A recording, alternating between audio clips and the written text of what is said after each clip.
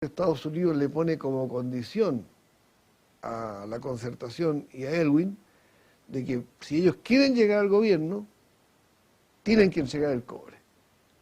Porque Pinochet el régimen militar no había facilitado las condiciones para verdaderamente entregar el cobre, no obstante la ley que acabo de nombrar.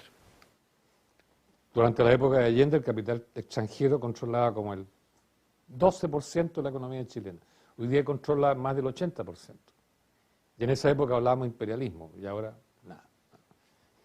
Entonces, en ese sentido, la Concertación ha hecho un trabajito siniestro, que es conseguir que este modelo neoliberal, que ha desnacionalizado la economía en gran medida, se haya mantenido sobre pretexto que es democracia, ¿verdad?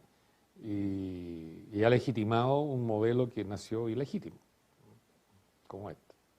Si la ley tributaria de Pinochet hubiera seguido, no se hubiera producido la desnacionalización que nosotros tenemos hoy. ¿Por qué? Porque con Pinochet el impuesto a la renta que tenían que pagar las empresas mineras se pagaba en base a la renta presunta. ¿Qué quiere decir renta presunta? Que la ley presume la renta. Es decir, no puede existir una empresa que no tenga utilidades, porque la ley se la presume de oficio. ¿En base a qué? En base a las ventas. Es decir, una empresa vendía 1 tonelada de cobre e inmediatamente pagaba impuestos por esa tonelada de cobre, aunque hubiera gastado $1.000 millones en producir esa tonelada, la tenía que pagar porque es las ventas. En base a eso se pagaba el impuesto.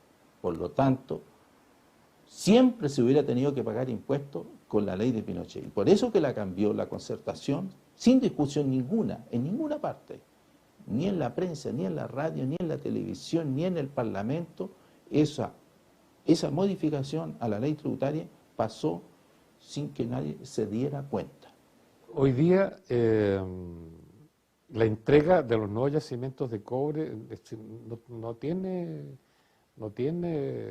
precedente histórico, porque nunca se había hecho un regalo de ese tipo. Entonces, es notable eso, y claro, uno sabe que los recursos naturales se acaban. El saqueo de nuestro cobre se puede hacer solo a escondidas, solo mediante una maniobra de oscuridad, de encubrimiento, para que el pueblo chileno no lo sepa. Entonces, hacer luz sobre esto es la tarea de cualquier patriota.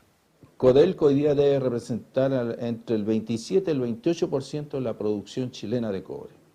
Es decir, pasamos el año 89, al terminar Pinochet, Codelco representaba el 80% de la producción nacional, más otro 10% lo representaba ENAMI, la empresa nacional de minería, la que trabaja con la pequeña y mediana minería nacional. Entonces podríamos haber dicho que el Estado tenía cerca del 90% de la producción nacional de cobre.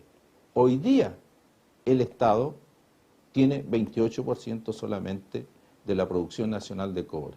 En resumen, bajo su opinión, como economista y como militante del Partido Socialista, las administraciones de la Concertación fueron peores que la dictadura en la defensa del patrimonio nacional. No fueron peores que la dictadura, fueron lo peor que ha existido en la historia de Chile. Lo que hizo la Concertación con el cobre, el daño provocado por la Concertación con lo que hizo en el cobre, no ha existido en la historia de Chile algo peor. Pueden ustedes recorrer ni siquiera la pérdida del salitre. Es tan grave como lo que se perdió en estos 20 años con las políticas de la Concertación. Porque no le podemos echar la culpa a la dictadura con la ley de José Piñera, porque no fue esa ley la que permitió la desnacionalización, sino que son las leyes que hizo la Concertación a partir del año 90.